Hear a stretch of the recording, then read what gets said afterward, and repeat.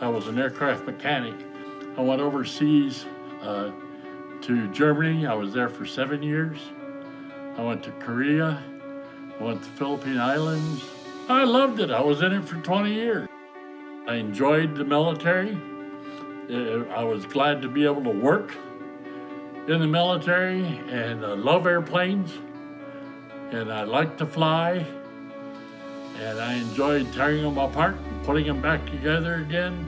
I enjoyed working on tanks and Hemmets and Humvees and all that for the Army, and if I had it to do all over again, I would.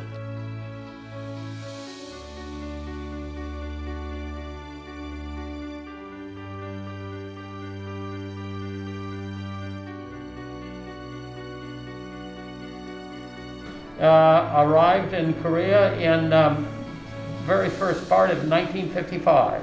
It was a year after the war ended.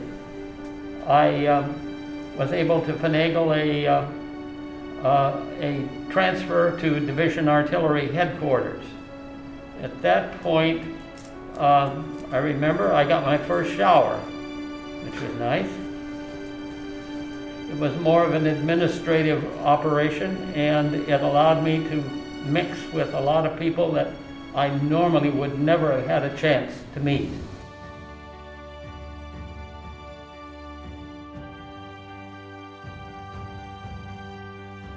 I was 17.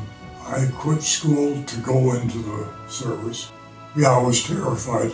I was in close to 8 years. I was in during the Cold War. SAC was a strategic bomber fleet.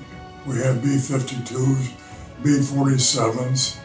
We always had a couple of aircraft sitting at the end of the runway in case something happened. I was drafted by the United States Army. It took a while to adjust, but after I adjusted there, I didn't mind it at all. I was in the 7th Cavalry Air Cav. We would fly into a destination and slide down a rope out of the helicopter or jump out of the helicopter. That's how come they called it the Air Cav.